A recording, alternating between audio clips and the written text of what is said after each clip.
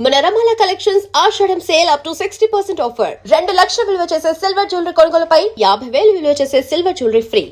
Usual గా doctors చెప్పేది 10,000 అడుగులు చాలు అంటారు. దాన్ని మించి ఎగ్జాక్ట్‌లీ. చేస్తున్నారు ఎందుకలా? అంతకుముందు నేను 20,000 నడిచేవాడిని. ఆ! ఎందుకు 20,000 నడిచేవాడిని అంటే, ఎర్లీ ఏజ్‌లో ఎక్సర్సైజ్ చేస్తే బాడీ తగ్గడం అయన్నీ కూడా పర్ఫెక్ట్‌గా దొరుకుతాయి. బాగా ఎక్కువ పరిగెడతారు, జాగింగ్ చేస్తారు ఇయని. నేను ఆ రోజుల్లో కూడా నడిచేవాడిని, అప్పుడప్పుడు జాగింగ్ చేసేవాడిని, స్విమ్మింగ్ చేసేవాడిని. హ్మ్. నేను లేకపోతే ఏదైనా హార్స్ రైడింగ్ లాంటిది చేసేవాడిని. అప్పట్లో ఈ జిమ్‌లో ఇయన్నీ లేవు. మేము వచ్చిన కొత్తలో. ఆ రోజుల్లో ఎన్టీ రామారావు, నాగేశ్వరరావు అయితే నాగేశ్వరరావు గారు ఎప్పుడు నడకే. ఎన్టీ రామారావు గారు ఏం చేసేవారంటే తెల్లవారుజామున లెగుస్తారు ఆయన. 3:30కల్లా లేచిపోతారు. లేచిపోయి కాలకృత్యాలు తీసుకొని ఇక అక్కడ ఎక్సర్సైజ్ చేయాలి కదా! ఆయన ఇంటి ముందు ఒక లారీ ఇసుక అన్‌లోడ్ చేసి ఉంటుంది. హ్మ్. ఎప్పుడు? ఇప్పుడు ఒక పార పుచ్చుకుంటారు. మామూలుగా ఇట్లా పెద్ద ఇయి కాకుండా పార ఇట్లా ఒంగోని ఇట్లా వంగి. పోయారన్నమాట. అక్కడికెళ్ళి ఆ ఇసుకంతా ఇటు తోస్తారు మొత్తం. ఈ లారీ లోడ్ ఇటు మొత్తం వస్తారు. మళ్ళీ అయిన తర్వాత ఇది తీసి మళ్ళీ ఇటు పోతారు. ఆ! దట్ ఈస్ ది అది రోజు. రోజు. అది ఆయన ఎక్సర్సైజ్. బావుంది. చాలా బావుంది. ఎందుకంటే ఇప్పుడు ఎంతమంది అభిమానించారు, ఎంతమంది అభిమానులు వస్తున్నారంటే అది నిలబెట్టుకోవాలంటే మేము కూడా కొన్ని సాక్రిఫైస్ చేయాలి. అవును కదా! ఏది పడితే అది తినము. Limited food. వీలైనంత వరకు హౌస్ ఫుడ్డు. స్వీట్స్ దగ్గరికి రానివ్వము. హ్మ్. ప్రాక్టీస్ అది వాకింగ్ చేస్తారా, జిమ్‌కెళ్ళి చేస్తారా, ఏం చేస్తారది. ఆ బాడీ కాపాడుకోవాలి. పొట్ట పెరగకూడదు. నాకు అప్పుడప్పుడు అనిపిస్తది. కొంతమంది అంటారు, మురళీమోహన్ గారు మిమ్మల్ని చూస్తే మాకు చాలా ఇన్స్పిరేషన్ అండి. మేము కూడా మీలాగే చేస్తామండి అని చెప్తున్నప్పుడు మనసులో సంతోషం ఉంటది. లోపల అనుకుంటాం దీనికోసం మేము ఎంత కష్టపడుతున్నాం నీకేం తెలుసు బాబు అంటాం. మా కష్టం ఏం తెలుసు. మీరేం తింటారు సార్ అంటారు. మీరందరూ ఏం తింటారు నేను అదే తింటాను. ఆ! కాకపోతే లిమిట్‌గా తింటున్నాం. ఏమి తింటున్నామో తెలుసుకొని ఎంత తినాలో తెలుసుకొని అంత కరెక్ట్‌గా ఉంటాం. హ్మ్. మార్నింగ్ బ్రేక్‌ఫాస్ట్ అది ఉంటదనుకోండి. మామూలుగా ఇడ్లీలు, దోసలు ఇయన్నీ తింటాం కదా! అయ్యేం తినను నేను. అది తినకుండా ఫ్రూట్స్, హ్మ్. Seasonal fruits. పపాయి లేకపోతే వాటర్ మిలన్ను, యాపిల్లు, హ్మ్. సీతాఫలాలు దొరికినప్పుడు సీతాఫలాలు, మామిడికాయలు వచ్చినప్పుడు మామిడికాయలు. అట్లా సీజనల్ ఫుడ్ తినేసి ఒక గ్లాస్‌తో రాగి రాగి జావ తాగుతాను డైలీ. డైలీ. అయితే లంచ్‌కి వచ్చేటప్పటికి ఆ రోజు అప్పుడు రైస్ తోటి వెజ్ మెయిన్‌గా ఆకుకూర కంపల్సరీగా ఉంటది. ఆకుకూర, పప్పుకూర ఇది. తర్వాత నాన్ వెజిటేరియన్ ఉంటే తింటాం. అది హ్మ్. కూడా వారానికి ఓ 2 రోజులో, 3 రోజులో తింటాం కాబట్టి రెగ్యులర్‌గా తినను. నైట్ టైమ్ ఓన్లీ టిఫిన్ ఒక దోస హుహు. లేకపోతే ఓ 2 ఇడ్లీ 2 కానీ, 3 కానీ ఇడ్లీ. ఏదో ఒకటే. ఒక్క ఐటమే. అది తినేసి గ్లాస్ మజ్జిగ తాగేసి పడుకో. హ్మ్. సో, మార్నింగ్ బ్రేక్‌ఫాస్ట్ అనేది ఇంకుండదు. ఓన్లీ ఉండదు. ఫ్రూట్స్ ఇవే ఇంకా. ఫ్రూట్స్ ఇవి. ఒక సింగిల్ ప్రాపర్ మీల్ ఆ! ఆఫ్టర్‌నూన్ అవుతది అలా లంచ్‌కి ఇప్పుడు అంతే. మన రామారావు ఎన్నుకున్నది ఇసుక అటు ఇటు హ్మ్. ఆ టైంలో మీరేం చేసేవారు మరి? అప్పుడు మేము పొద్దున్నే బయటికి తెల్లవారుజామున లేసి నడక్కే వెళ్ళేవాళ్ళం. హ్మ్. అప్పుడప్పుడు బీచ్‌లో నడిచేవాళ్ళం. రోజు వెళ్ళిపోయి బీచ్‌లో శాండ్‌లో నడిచేవాళ్ళం. చెప్పులు లేకుండా, షూ లేకుండా షూ అప్పటికి. లేకుండా. లేకపోతే స్విమ్మింగ్ చేసేవాడిని. హ్మ్. స్విమ్మింగ్ ఇప్పుడు కూడా చేస్తా ఉంటాను. ఇప్పుడు కాకపోతే బాడీకి ఎప్పుడు కూడా ఒకటే అలవాటు చేయకూడదట. హ్మ్. తిండి గాని, ఎక్సర్సైజ్ గాని ఏదైనా దాన్ని కన్‌ఫ్యూజ్ చేసేయాలన్నమాట దాన్ని. ఏ రోజున ఏం పెడతాడో తెలీదు ఈయన హ్మ్. అనుకోవాలి అది. లేకపోతే షుగర్స్ అన్నీ అక్కడ స్టోర్ అయిపోయి లేకపోతే మొత్తం ఉంటారు. స్టోర్ చేసేసి పెడతది. అవును. ఆ! అందుకని అలా చేయటం అలవాటు. ఇప్పుడు జిమ్‌కి కూడా వెళ్తున్నా. ఎందుకంటే కొంచెం మజిల్స్ అయన్నీ కూడా లూజ్ అయిపోతున్నాయి ఏజ్‌ని బట్టి. మరి దానికి మా బాబు గొడవ పెడితే ఆ! జిమ్‌కి రోజు ఒక గంట సేపు ఈవినింగ్ 4:30-5:30 జిమ్ చేస్తాను. అదే వాకింగ్ ట్రెడ్‌మిల్ మీద చేయొచ్చు కదా! ఎందుకు 15,000 అడుగులు చేయొచ్చు. పార్క్. థ్రెడ్‌మిల్ మీద చేసేటప్పుడు ఏమవుద్దంటే అది ఒక రిథమ్ పెట్టుకొని స్పీడు, హ్మ్. ఎలివేషన్ అయన్నీ పెట్టుకొని చేస్తాం. దాంట్లో స్పీడు అవును. తగ్గించుకోవడం కావాలంటే చేసుకుంటూ హ్మ్. ఉంటారు. నాకెందుకో మొదటి నుంచి అది ఇష్టం లేదు. నాకు నేచర్‌లో నడవాలి. మనం వచ్చిన స్పీడ్‌లో మనం నడవాలి. ఒకసారి నడుస్తాం స్పీడ్‌గా, ఒకసారి కాసేపు పరిగెడతాం. కూర్చోవాలనిపిస్తుంది. అందుకని అట్లా నాకు ఆ ఫ్రెష్ ఎయిర్‌లో తెల్లవారుజామునంటే బావుంటుంది. హ్మ్. అందుకని ఎప్పుడు కూడా నేను ఎక్కడికెళ్ళినా కూడా అమెరికా వెళ్ళామనుకోండి రోడ్లు, గీడ్లు మరి గబుక్కన మిస్ అయితే మనం రాలేం. అందుకని ఎటెళ్తున్నాం, లెఫ్ట్ ఎక్కడ తిరుగుతున్నాం, రైట్ అయన్నీ చూసుకొని హ్మ్. దాని ప్రకారం ఒక మ్యాప్ ఏదైనా పెట్టుకుంటారా మొబైల్‌లో? ఏముంది మొబైల్‌లో పెట్టుకోవడం. హ్మ్.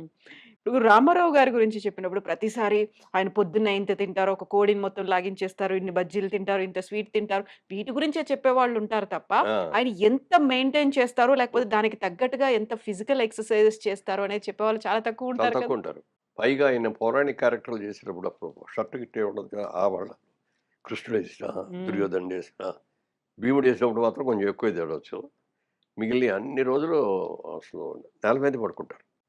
పౌరాణిక క్యారెక్టర్ చేసేటప్పుడు నాన్ వెజిటేరియన్ తినరు. Only vegetarian. హ్మ్. నేల మీదే పడుకుంటారు. అట్లా అంత స్ట్రిక్ట్‌గా మెయింటైన్ చేస్తారాయన. ఆ పౌరాణిక అంత పవిత్రంగా. అలా మరి ఇయన్నీ కూడా క్రమశిక్షణతో ఉండాలి. నేను కూడా రోజు చేసిన తర్వాత ఫోటోలు అదే అద్దంలో చూసుకుంటా కదా! ఇది చేసుకునేటప్పుడు బట్టలేసుకున్నప్పుడు చూసుకుంటాం. చూసుకున్నప్పుడు బాగుందనుకో అనుకున్నట్టుగా అనుకోని బాడీ గీడీ అన్నీ బాగుంటాయి.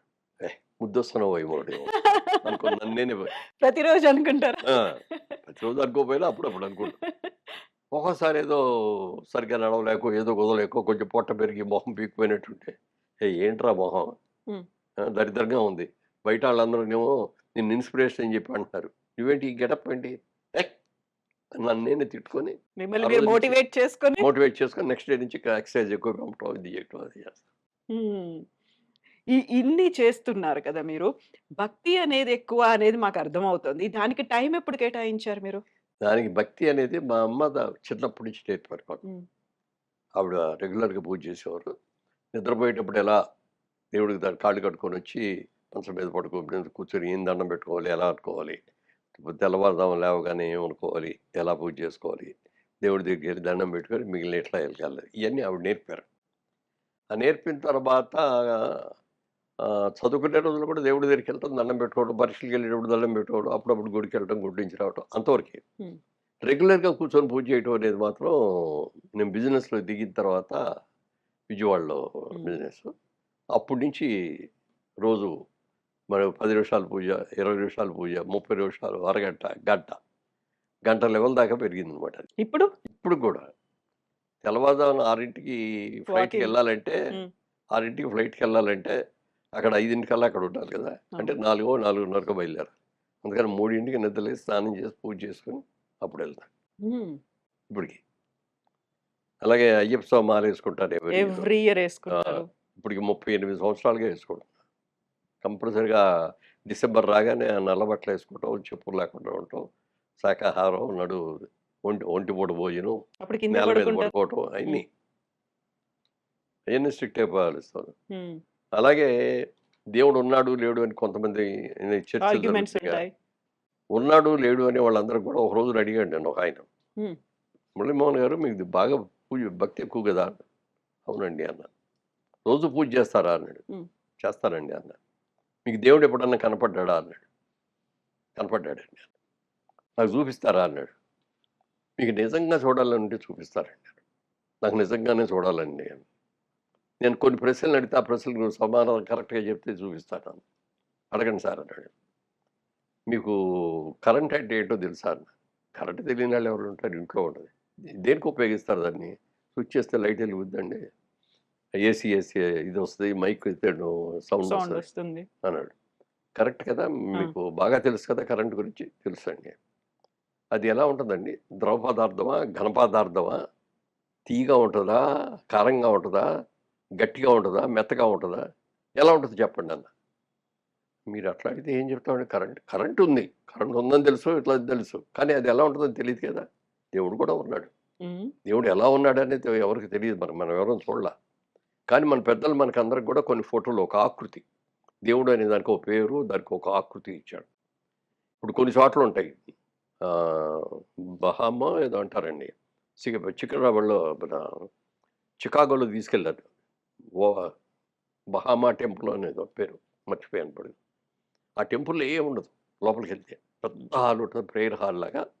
ఎవరి కాళ్ళు లోపలికొస్తారు, కూర్చుంటారు. 'సైలెన్స్ ఈస్ గాడ్' అని ఉంటది. మీ ఇష్టమొచ్చినోళ్ళు అక్కడ కూర్చొని నిశ్శబ్దంగా మీకు ఎవరిని పూజ చేయాలనుకుంటే, ఎవరిని స్మరించుకోవాలనుకుంటే, మనం స్మరించుకుంటే అక్కడ కూర్చోవటం, టైం అవ్వంగానే లేచి వెళ్ళిపోవటం అంతే. హ్మ్. ఎవ్వరు ముష్షు అని కూడా శబ్దం కూడా వినపడదు. వినబడితే కూడా మోగి వినపడుతుంది మనకి. అంత నిశ్శబ్దం అనమాట. 'సైలెన్స్ ఈస్ గాడ్' చెప్పేది. అలా కరెంట్ ఉందని తెలుసు. కానీ కరెంట్ ఎలా ఉందో నువ్వు చెప్పలేదు అంటే, మరి దేవుడు ఉన్నాడంటే ఎందుకు నమ్మవు? దేవుడు ఉన్నాడు. నీకు కనపడినంత మాత్రం చేత దేవుడు లేడు అని అంటానికి లేదు. నువ్వు దేవుడి మీద భక్తి పెట్టుకొని నిగ్రహంగా, నిశ్శబ్దంగా నువ్వు చూడు, నీకు తెలుసు దేవుడు ఉన్నాడో లేదో అని చెప్పాను. చెప్పిన తర్వాత ఇంకోటేదో అన్నాడు. మీ ఫాదర్ ఉన్నారా అని అడిగాను. లేరండి, చనిపోయారండి అన్నాడు. మీ ఫాదర్ ఫోటో మీ దగ్గర ఉందా అన్నాడు. ఉందండి అని చెప్పి పర్సులో తీసి చూపించాడు. నన్ను అక్కడ పెట్టి దాని మీద ఉమ్మేయండి ఒకసారి అన్న. ఏంటండి నాన్నగారి మీద ఉమ్మేయమంటారు అన్నాడు. అంత కోపం వచ్చింది. ఏమంటే అది కాగితమే కదా, మీ నాన్న కాదు కదా, మీ నాన్న చచ్చిపోయారు లేరు ఇక్కడ. అక్కడ కాగితమే కదా, చింపే సాతలు పారేయండి అన్న. ఎవరండి అన్నాడు. అంటే నువ్వు అందులో మీ నాన్న చూస్తున్నావు కదా నువ్వు, అలాగే దేవుడిని ఎందుకు చూడు, ఫోటోలో ఉన్న దేవుడిని నువ్వు చూసుకోవచ్చు కదా. దేవుడు ఉన్నాడు. తర్వాత వీటన్నిటికంటే కూడా మించింది ఇంకోటి అన్నాను. మిగిలిన వాళ్ళందరూ దేవుళ్ళు ఉన్నా లేదు ఇది ఏది అని అన్నా, మనకి పంచిపోతాలు దేవుళ్ళు ఎదురుగా కనిపిస్తున్నాయి. ఎదురుకుండా కనిపిస్తున్నాయి. భూమి, ఆకాశం, నిప్పు, నీరు అన్నీ ఉన్నాయి. ఇందులో ఏ ఒక్కటి సరిగ్గా ఉండకపోయినా భూమి అలా తన చుట్టూ దానికి చుట్టూ తిరుగుతూ ఉంటుంది కదా, అలా అందరికి ఒకసారి ఫినిష్. మొత్తం వెనుజులాలో ఏమైంది ఇప్పుడు? ఒక నిమిషంలో 2 సార్లు వచ్చిందంట. 2 సార్లు వచ్చేదానికి 50,000 మంది కనపట్టలేదు. ఎంతమంది చచ్చిపోయారో తెలియదు. ఇప్పుడు ఒక 1000 మంది ఐడెంటిఫై చేసిన శవాలు. అలా భూమి కంపించినా మనం తట్టుకోలేము. సముద్రం పొంగిందనుకోండి మొత్తం మటాష్. అలాగే గాలి, ఇవాళ రెస్ట్ తీసుకుందాంలే అని చెప్పి గాలి రావడం మానేసింది అనుకో, ఎంతసేపు ఉంటావు నువ్వు? గాలి పీల్చుకుంటే ఎంతసేపు ఉండగలవు? చచ్చిపోతాం. అలాగే ప్రతిదీ. అలాగే సూర్యుడు ఒక్కరోజు రోజు వస్తున్నాను కదా, ఒక రోజు 4 రోజులు రెస్ట్ తీసుకుంటాను అన్న, కానీ సూర్యుడు రాలేదనుకోండి అసలు ఏమైపోద్ది? అసలు సూర్యుడు అనేది రాబట్టి, ఆ హీట్ ఉండబట్టి మనకు ఇలా కూర్చోగలుగుతాం. సూర్యుడు లేదు ఈ 2 రోజులు అసలు గడ్డకట్టేస్తాం మనం. అందుకని సూర్యుడు నీ ప్రత్యక్ష దేవలే కదా, వీళ్ళు లేవని అనలేవు కదా, నువ్వు రోజు సూర్యుడి దండం పెట్టుకుపోని అని చెప్పాక అప్పుడు బాగా చెప్పారు సార్. నేను కూడా రేపు నుంచి దండం పెట్టుకుంటానండి. మార్చేశారు ఆయన్ని ఇంకా. దాన్ని మార్చేసాం. అలాగే రకరకాల ఇన్సిడెంట్స్.